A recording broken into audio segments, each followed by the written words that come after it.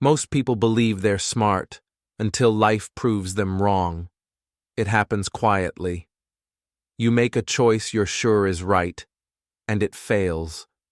You give advice that sounds wise, and it hurts someone you care about. In that moment, something inside you cracks. The mirror of certainty breaks.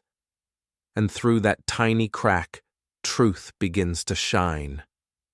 We live in a world that rewards confidence. Everyone wants to sound intelligent, look successful, and appear in control. But here's the hidden danger. When you start believing you already know enough, you stop truly learning, you stop listening, you stop growing. That's when the mind builds an invisible prison, made of pride and false certainty. It feels strong, but it keeps you small. Real intelligence doesn't shout, "I know." It whispers, "I'm learning." True wisdom doesn't come from being right. It comes from being curious. Yet most of us are too afraid to admit that we don't know. We think humility makes us weak, but in truth, it's the foundation of strength. Every mistake, every question, every doubt, they're not signs of failure. They're signs that your mind is alive. Welcome to Read and Learn English, a channel where every story is more than a lesson in language. It's a lesson in life. Here, we don't just study English words, we explore English wisdom. Each video takes you on a journey, from ignorance to insight, from confusion to clarity, from pride to peace. Because when you learn through stories, the language becomes part of your heart, not just your memory. So, if you've ever felt stuck, in your thinking, in your learning, or even in your life, this story is for you. It's not here to make you feel small. It's here to remind you how powerful you become when you stay open. When you stop pretending to be the smartest person in the room and start becoming the most teachable. Take a deep breath. Let go of what you think you know. Because sometimes the wisest thing you can say is, "I don't know yet." And from that one honest sentence, a whole new world begins to open. The hidden trap of the modern mind. We live in an age of answers. Ask a question, and within seconds, a glowing screen gives you one. Search engines whisper solutions, videos explain everything, and social media tells you what to think before you even have time to wonder. It feels powerful, almost magical. But that feeling hides a quiet danger. We are drowning in information and starving for wisdom. Every scroll, every click, every post rewards the brain with tiny sparks of satisfaction. We start to believe that knowing about something is the same as truly understanding it. We watch motivational clips, read short quotes, and nod like sages, but our actions remain unchanged. The truth is, knowledge that never touches the heart becomes just noise. It's like collecting seashells while forgetting the ocean that created them. The modern mind confuses familiarity with mastery. You've seen a concept, heard a word, recognized a face, so your brain says, "I know this." But knowing is not understanding. Understanding requires effort, silence, and reflection. Things our fast world rarely allows. In chasing more information, we've forgotten how to think. We are rich in data, but poor in depth. Social media is the greatest stage of false wisdom. Everyone has an opinion, and opinions feel like intelligence. We share, debate, argue, and defend, not to learn but to win. The louder the voice, the smarter it seems. Yet the wisest people in history often spoke less, listened more, and doubted themselves deeply. Today, silence feels uncomfortable, and not having an opinion feels weak. But in that silence lies something precious, space for truth to breathe. We've become masters of shortcuts. We want quick learning, fast progress, instant fluency. But wisdom doesn't grow in speed. It grows in slowness. Imagine planting a seed and demanding it bloom in a day. That's how we treat learning now. Impatient, distracted, always moving to the next thing. But the mind needs stillness to transform knowledge into understanding, just as a seed needs time and soil to become a tree. The internet gives us power without preparation.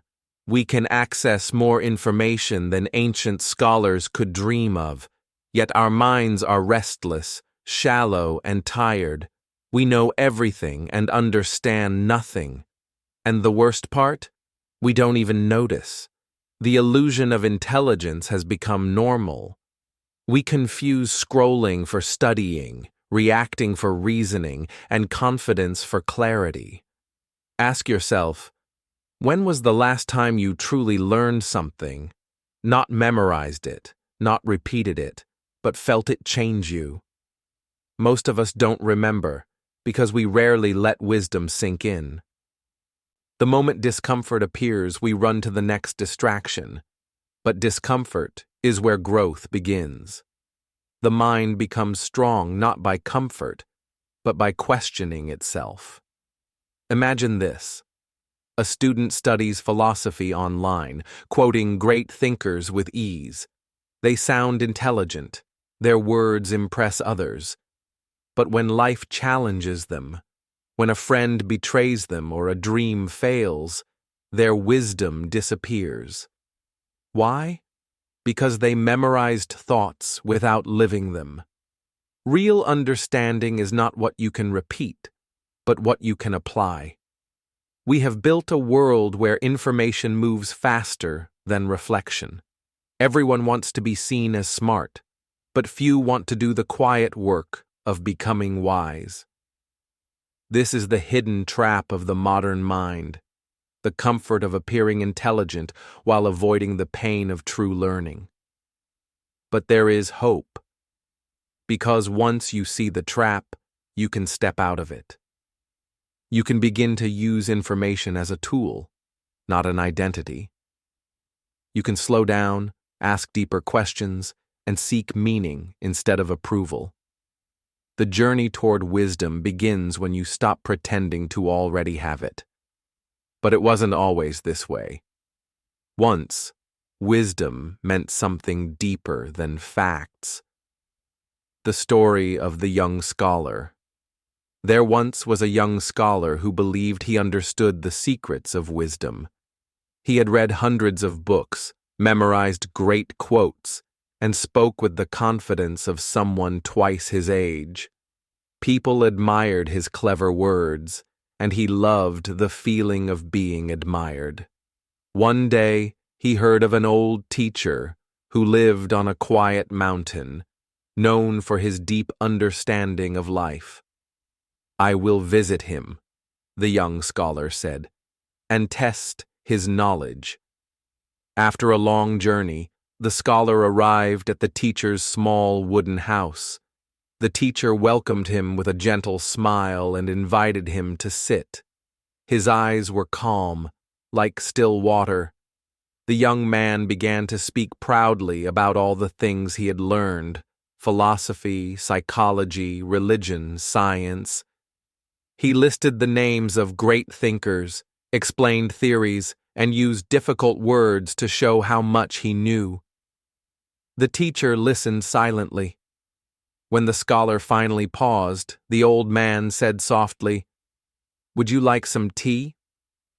The scholar nodded, pleased by the offer. The teacher brought out a simple teapot and 2 small cups. Slowly, he began to pour. The scholar watched the golden liquid rise, reach the brim, and then overflow. Hot tea spilled onto the table, dripping onto the floor.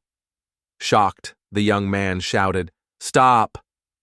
The cup is full. Can't you see?" The teacher smiled again and set down the pot. "Yes," he said calmly. And you, my young friend, are like this cup, so full of your own ideas that nothing more can fit inside. How can you learn when your mind is already overflowing? The room grew quiet.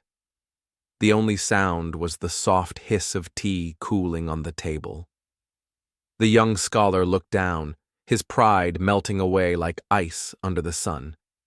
For the first time, he saw himself clearly, not as a master of knowledge, but as a prisoner of it.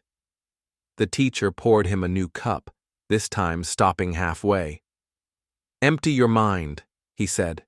"Be curious, not certain. Knowledge is useful, but wisdom needs space. A full cup can hold no more." The scholar lifted the warm cup to his lips.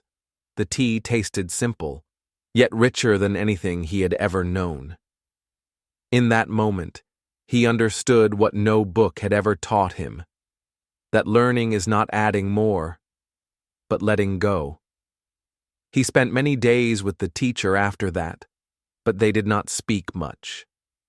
They walked in silence, watched the sunrise, and listened to the sound of the wind through the trees.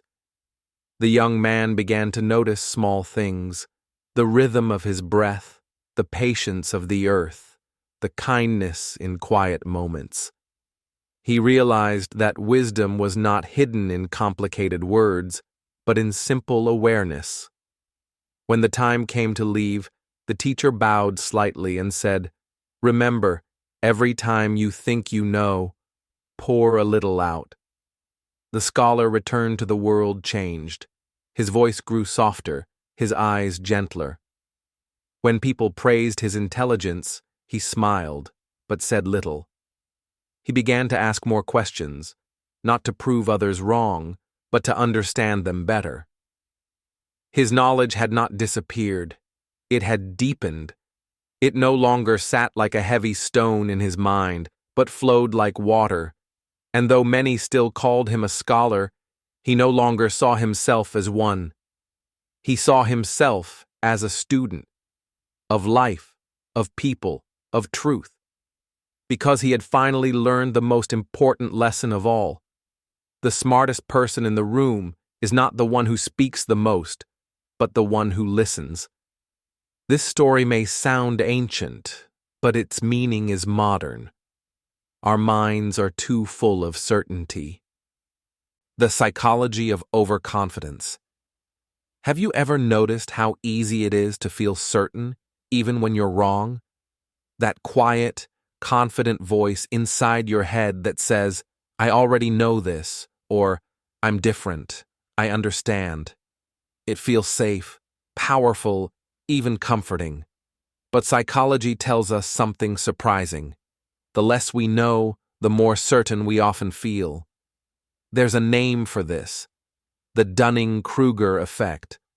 It's a simple idea with a deep truth. People who know little about something often overestimate how much they understand, while those who know more tend to doubt themselves. The reason is clear. When you don't know the full picture, it's easy to believe you've seen it all. But once you start learning deeply, you begin to realize how vast the unknown truly is. Real intelligence grows quieter, not louder. Think of a mountain. From the bottom, it looks small. You can see the top and believe the climb will be easy.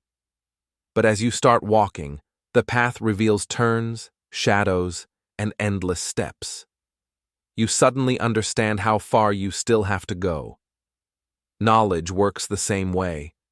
The higher you climb, the humbler you become. Our brains love shortcuts. They're built to save energy, so they make quick judgments. When you get a few facts, your mind connects them into a story, and that story feels true. You might think, "I've read one article, I get it." But you don't see the gaps, the parts your brain quietly fills in to protect your sense of control. That's not wisdom, that's a comforting illusion. Social media makes this illusion stronger. You see short videos, catchy headlines, confident voices, everyone sounds sure of themselves. And the more confidence someone shows, the more we believe them. But confidence and competence are not the same.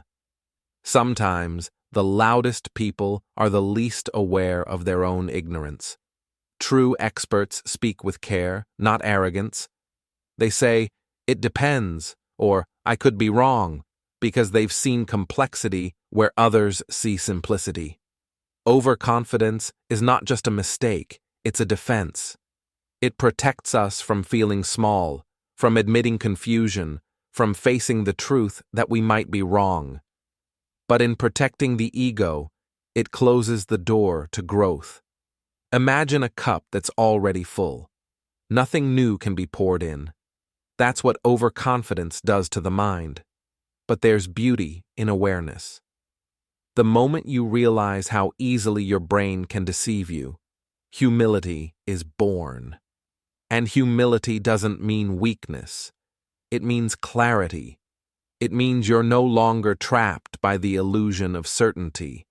You can say, "I don't know yet," and feel free instead of ashamed.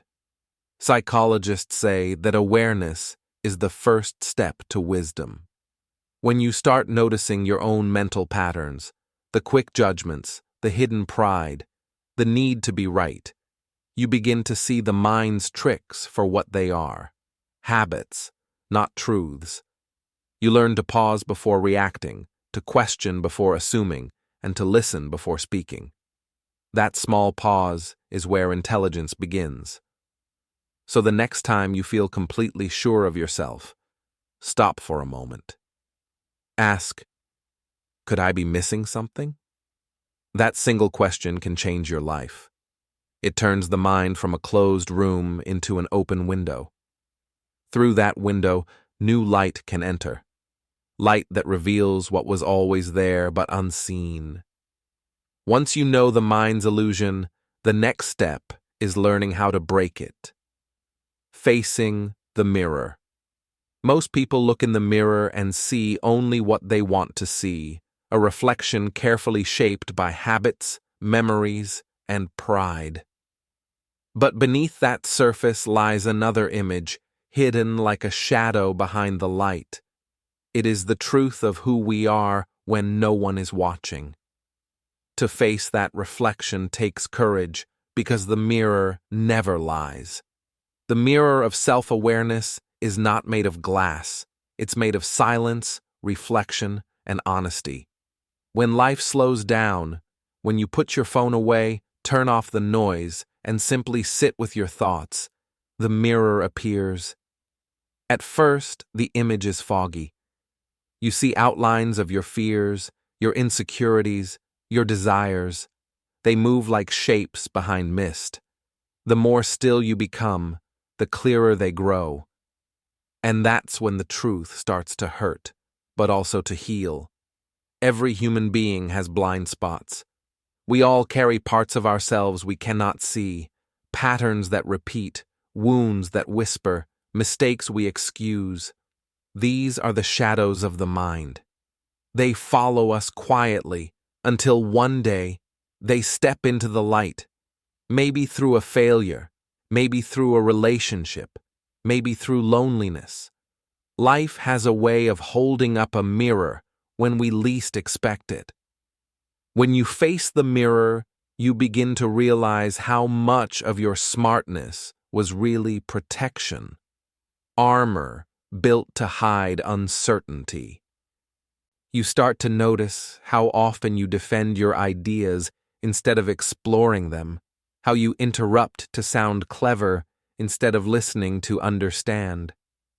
The fog begins to lift, and what you see is not shameful, it's human. The moment you stop pretending to be perfect is the moment you start becoming real. Self-awareness isn't about judging yourself, it's about seeing yourself. The difference is love. Judgment says, "I'm broken." Awareness says, "I'm learning." One closes the heart, the other opens it. That openness lets empathy grow, for yourself and for others. When you understand your own shadows, you stop fighting everyone else's. You realize people act from their own fog, their own pain, their own fear. And suddenly, compassion becomes easier than anger.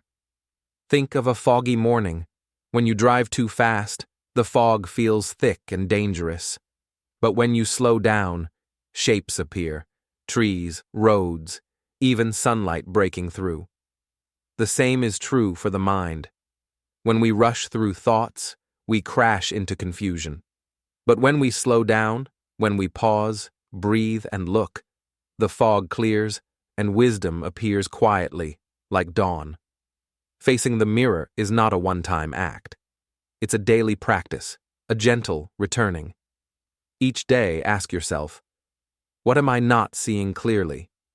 Some days, the reflection will show peace. Other days, it will reveal pain. Both are teachers. The mirror doesn't punish, it reveals. And what it reveals can transform you if you are brave enough to keep looking. True intelligence begins here, in honesty. The willingness to see your flaws without fear, your ego without defense, your pain without denial. Because the person who can face themselves completely no longer hides behind arrogance. They don't need to. The fog, the shadow, the mirror, they all lead to one truth. Only the aware can grow. But awareness alone is not enough. We must learn the art of humility, the power of humility. In a world that rewards loudness, humility can look like weakness. But look closer. Humility is not bending down. It's standing tall without needing to be seen. It is the quiet strength of someone who doesn't shout, "I know," but calmly says, "I'm learning." The truly intelligent person doesn't collect knowledge like trophies. They collect questions, and each one makes them wiser. Arrogance closes the door to growth. It whispers, "You're already there." Humility opens it again, saying, "There's still more to see." Pride builds walls around the mind, but humility builds windows. Through those windows, new ideas enter like sunlight. The difference between arrogance and humility isn't power, it's awareness. Arrogance says, "I am the mountain." Humility says, "I am still climbing." Think about learning English. A proud learner tries to memorize every word, afraid of mistakes. They speak quickly, wanting to sound perfect. But a humble learner? They pause, they ask why. They laugh at their errors and keep going. Their progress may look slow, but it runs deep.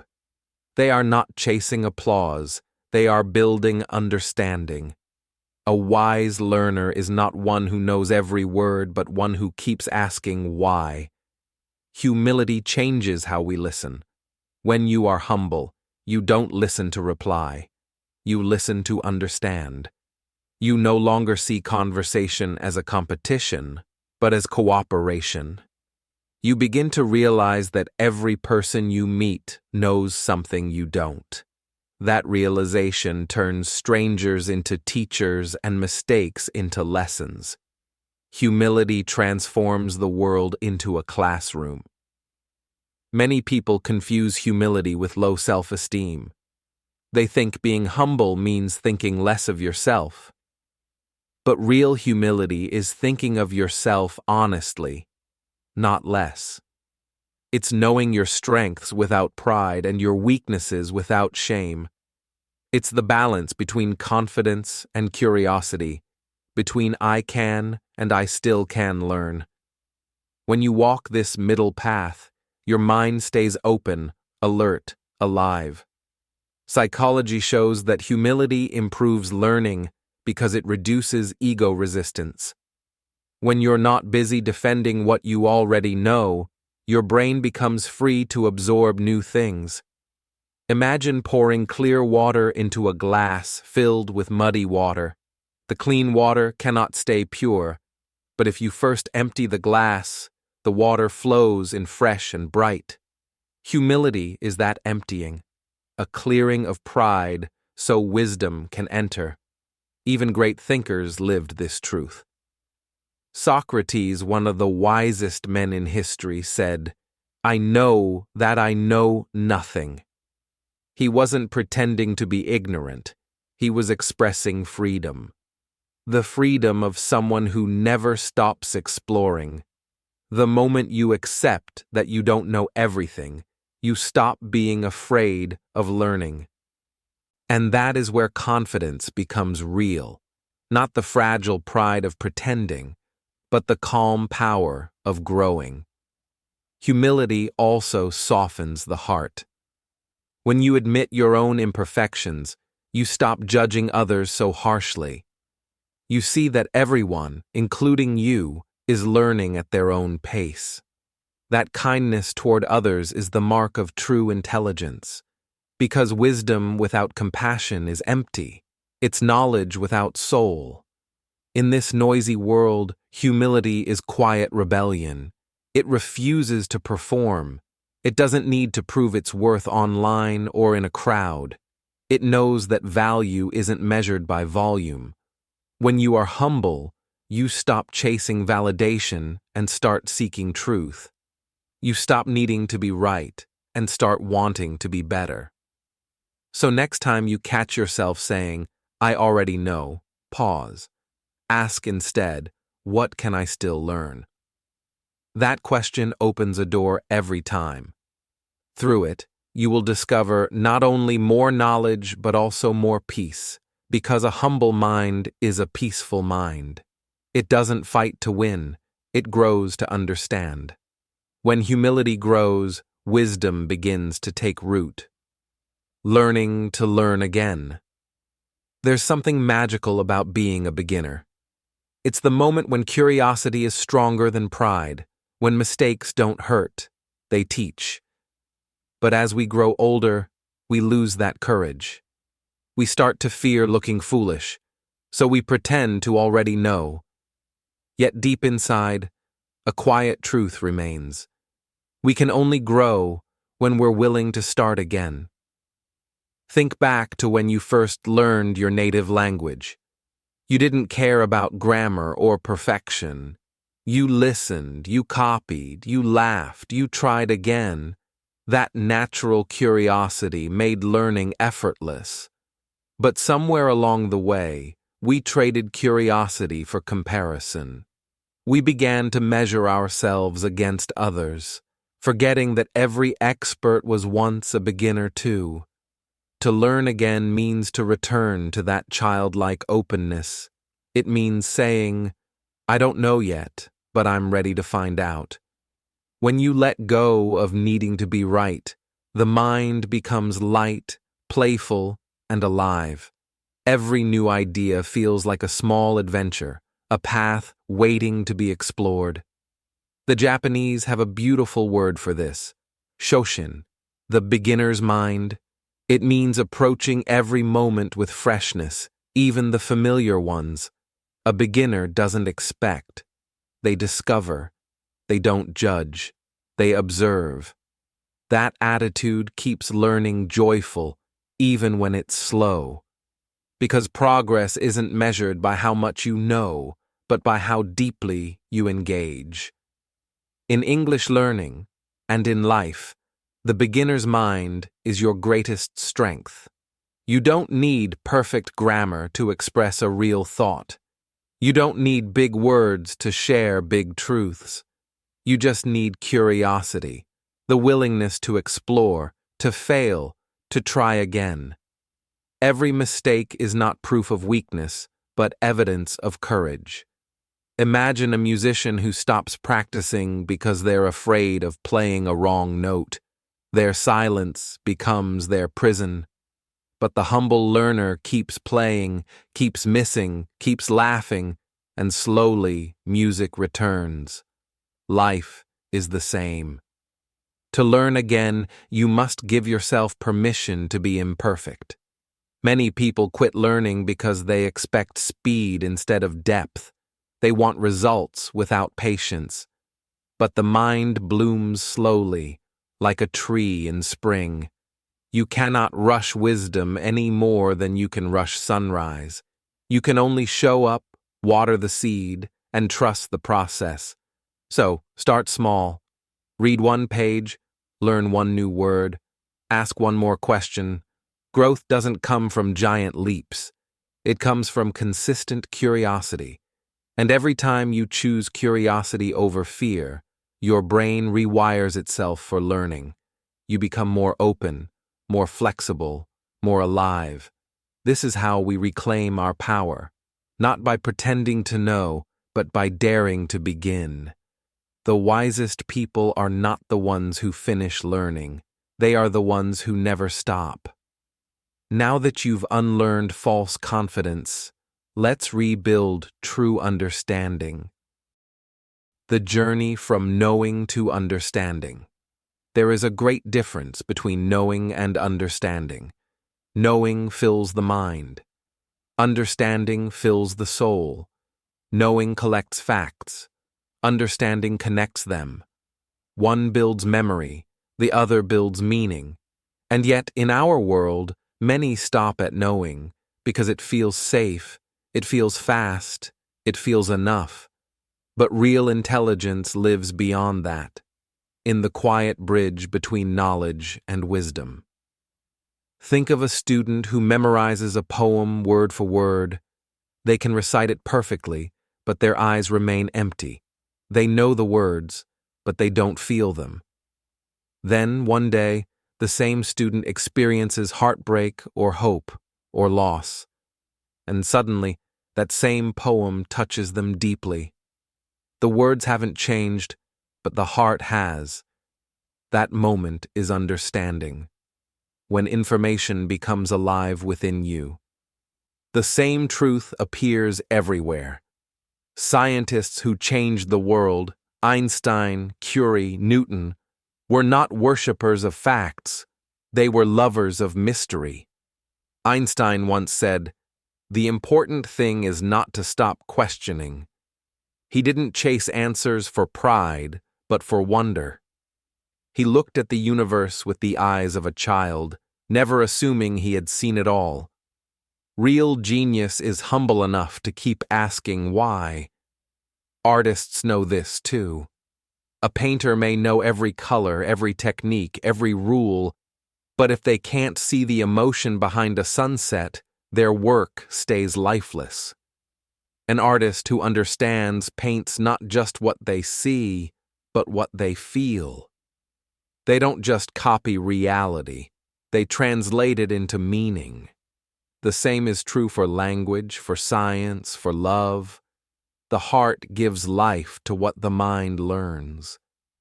Philosophers through the ages have warned us about this gap between knowledge and wisdom. Socrates said that the wisest person is the one who knows how little they know. Confucius taught that learning without reflection is wasted effort. And the Buddha reminded his followers that words about truth are not truth itself. To know the path is not the same as to walk it. In today's world, we often confuse intellect with insight. Intellect shines quickly. It wins arguments, collects degrees, attracts attention. But insight moves slowly. It grows in silence, in listening, in patience. Intellect builds opinions. Insight builds understanding. The mind that truly understands sees connections where others see separation. It notices patterns between thoughts, between people, between life and meaning itself. When you move from knowing to understanding, you start to see how everything connects. A simple story reveals a universal lesson. A single English word opens a window into human emotion. A mistake in speaking becomes a mirror for patience. Learning becomes more than study. It becomes a way of seeing the world. This shift changes how you experience everything. You stop asking, "What can I get from this?" and start asking, "What can I learn from this?" You stop needing to prove that you're right, and start wanting to grow deeper roots of truth. You realize that real learning is not about collecting knowledge, but about transforming character. Think of wisdom as a tree. Knowledge is the leaves, many, visible, changing with the seasons. Understanding is the roots, invisible, quiet, holding everything together. Without roots, the tree falls at the first storm. Without understanding, knowledge collapses under pressure. That's why the smartest person in the room isn't the one who speaks first. It's the one who listens, connects, and reflects. Understanding is also emotional intelligence, the ability to feel truth, not just think it. When someone speaks in pain, knowledge might give you advice, but understanding gives you empathy. When life challenges you, knowledge says, "Why me?" Understanding says, "What is this teaching me?" The mind that understands doesn't react. It responds. It learns, adapts, and finds meaning even in difficulty. Every great thinker, every lifelong learner, carries this humility, the awareness that learning never ends. Understanding is not a destination, it's a practice. The moment you believe you've mastered life is the moment life humbles you again. But if you stay open, every experience, joy or sorrow, becomes another teacher. So let us walk this path not as collectors of facts, but as seekers of meaning. Let us listen deeply, think slowly, and feel fully. Because wisdom isn't built by what we know, but by what we become through what we know. And yet, there's one final test: how you use what you know. Wisdom in action. Wisdom means nothing if it never leaves the mind. It must move into how we speak, how we listen, how we live. Knowledge is like a seed, but wisdom is the act of planting it. Every word you use, every choice you make, is a chance to live what you've learned. Start with how you listen. Most people listen only to reply. They wait for their turn to speak, not for their chance to understand. But true listening is silent respect. When you listen fully to a friend, a teacher, even to your own thoughts, you create space for truth to enter. Listening is one of the purest forms of wisdom because it means you value understanding more than being right. In your studies, wisdom appears as patience. Learning English or any skill is not about racing to the finish line. It's about steady, honest progress. You don't become fluent by memorizing. You grow fluent by staying curious. Some days, you'll forget words you thought you knew. Some lessons will feel slow or confusing. But wisdom reminds you that growth is not always visible. It often happens quietly, below the surface, like roots forming before the tree appears. Wisdom also changes how you communicate.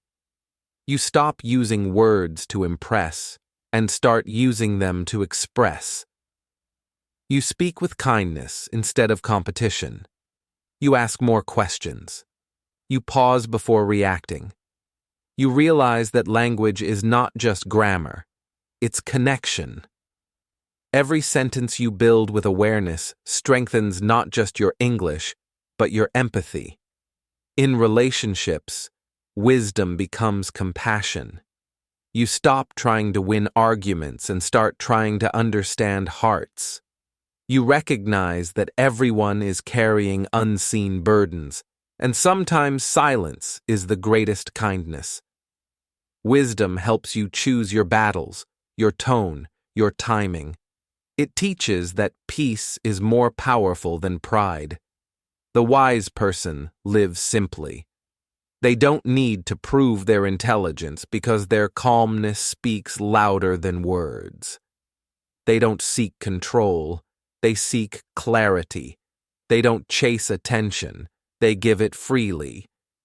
And in doing so, they turn knowledge into action, not through big gestures, but through consistent care. So how can you practice wisdom each day? Begin small. Before you speak, ask, is it true? Is it kind? Is it needed? Before you judge, ask, do I know the full story? Before you quit, ask, what might this be teaching me? These simple questions train the mind to think deeply, not react quickly. When wisdom enters action, even ordinary moments become extraordinary. A quiet morning becomes meditation. A mistake becomes a lesson. A conversation becomes connection. Wisdom doesn't change the world around you. It changes the way you move through it. The circle completes when you realize the smartest people never stop learning. Closing reflection. True intelligence. So here we are, at the end of this journey. You began with confidence, perhaps even a little pride, thinking you already knew what it means to be intelligent. But somewhere along the way, something shifted. You began to see that true wisdom isn't about how much you know, but how deeply you see. You've learned that knowledge fills the mind, but humility fills the heart. And the heart, not the mind, is where understanding truly lives. You're not as smart as you think, and that's the best news of your life. Because the moment you accept that truth, learning becomes infinite. You stop guarding your ego and start opening your eyes. You stop chasing certainty and begin embracing curiosity. The world expands, not because it changes, but because you do. The humble learner sees meaning in every corner, in a conversation, in a mistake, in the silence between words. True intelligence is quiet. It doesn't need applause. It listens more than it speaks, asks more than it answers. It is the courage to say, I don't know yet. It is the peace of knowing that not knowing is not failure. It's the beginning of discovery. The smartest people you'll ever meet are not those who talk the most, but those who never stop learning, never stop wondering, never stop growing. Think about your English learning journey. Every new word opens a doorway. Every sentence connects you to new hearts, new minds, new cultures. You don't just learn a language. You learn to see the world through different eyes. Every time you say, teach me, you expand your universe a little more. That's what real intelligence feels like. Expansion, not competition. Be kind to yourself on this path. You will forget. You will fail. You will misunderstand. But those moments are not barriers. They are bridges. They are the exact places where wisdom is born. Remember, mistakes are not signs of stupidity. They are signs of courage. Every learner who keeps going, even when it's hard, walks closer to mastery than the one who never dares to begin. So as this story ends, let humility be your guide. Let curiosity be your teacher. Let learning be your lifelong companion. Because intelligence is not a destination. It's a dance between knowing and unknowing, between pride and openness, between the mind and the heart. And when you walk through life with that balance, you'll find something rare, peace through openness, the peace of a mind that no longer needs to prove itself, only to grow. The circle completes when you realize you're not as smart as you think, and that's exactly why you can become wiser than you ever imagined.